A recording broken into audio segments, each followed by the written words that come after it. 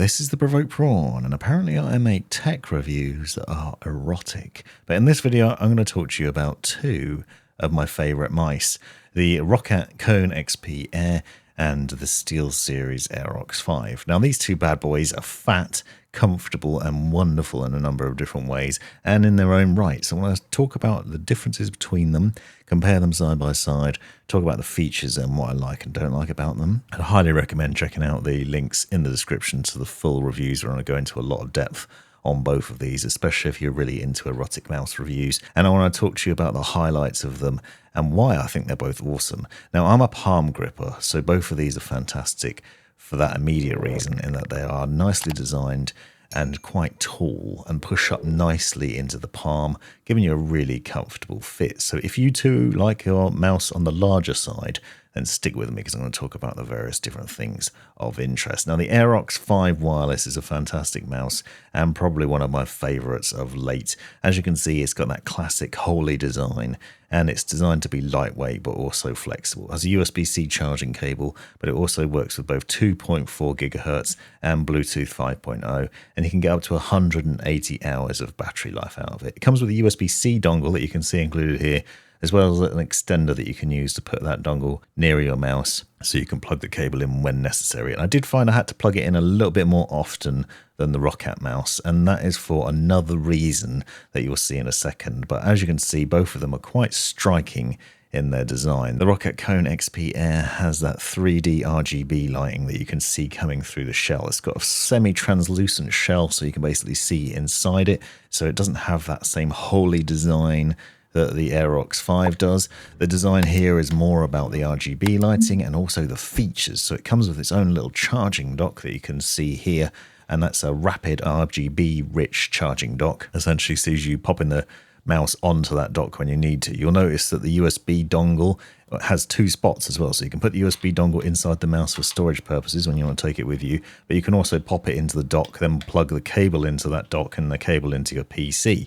Then when you're not using the mouse, you can just put it on the charging dock and charge it up. It has two little pins on the underside, so it's really easy to dock, and it also has a really slick design to it. You'll see both of these have some nice PTFE areas on the underside, and both support both Bluetooth and 2.4 gigahertz, so you've got a really low latency connection and theoretically a good battery life. The Kone XP claims 100 hours, SteelSeries claims 180, but I certainly found the Aerox 5 didn't get as much battery life. You'll see that neither of them is particularly lightweight, and the Kone XP Air is definitely heavier, but if you don't mind a little bit of extra weight, then it's possibly the more feature-rich of the two. You can see them side by side, the differences there. You'll notice that the Kone XP Air has a lot more buttons, so it has 15 buttons as standard, and you can program up to 29 actions on those buttons as well, because that thumb rest button on the side is actually an easy shift button which pushes it into a secondary layer of actions. So that's pretty interesting and makes it a lot more programmable, whereas the Aerox 5 only has 9 programmable buttons by comparison.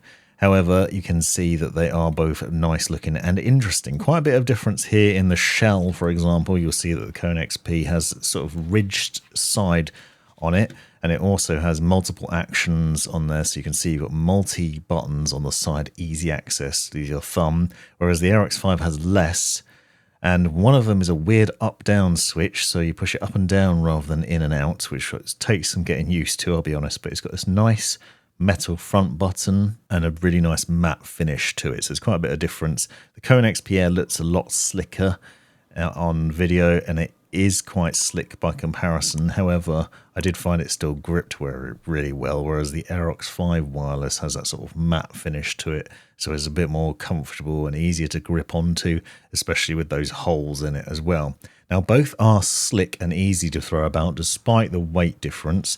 Obviously, as I said, neither of them are particularly lightweight, and the Kone XP Air is certainly heavier by a fair margin, but it's still really easy to move. As you can see here, we're just flicking it around on the desk really easily, and I definitely like both of them for gaming. Now, you mostly play FPS games and fast-paced shooters and third-person shooters and other things like that, and I found that both of them are perfectly capable of this format. You obviously have a lot more buttons potentially with the Kone XP, but I really like the format of the SteelSeries. Now, I'm going to leave a sound test at the end of this video so you can hear the mouse switches and the difference between them. But the Aerox 5 boasts the next-gen golden micro switch setup from SteelSeries with 80 million click guarantee. I found the clicks to be really nice and satisfying, and it's also worth noting that it's IP54 rated as well. So despite the holes, you've got a rating for water resistance and protection from dust and dirt ingress.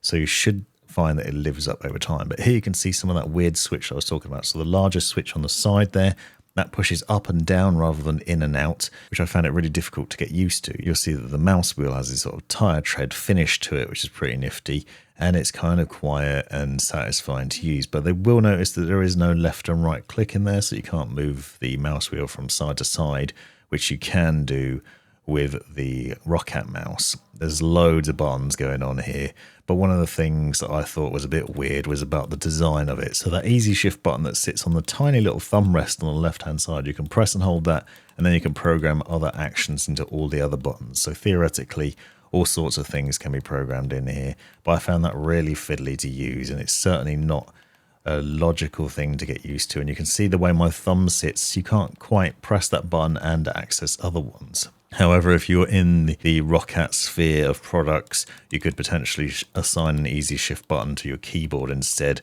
and then you can have multi-actions there. Now, side by side, you'll see they're very similar in size and shape. Obviously, there's quite a few differences in terms of the number of buttons and the overall finish of the mice, but otherwise, these are two of my favorites, larger mice for their own reasons. Be sure to check out the full reviews linked in the description to find out more. And now stick around for a sound test to hear the differences between the switches.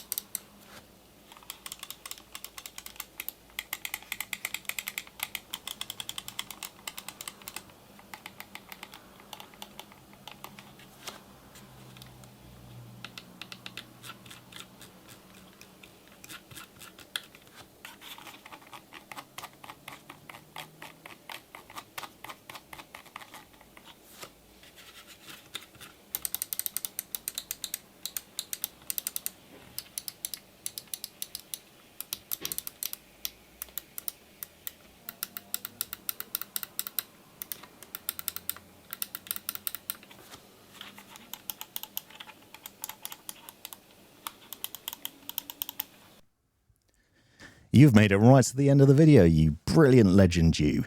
If you've enjoyed it, click that subscribe button, give me a thumbs up, and drop me a comment down below if you've got any questions. If you really enjoyed it, consider joining the channel and see the benefits of doing so.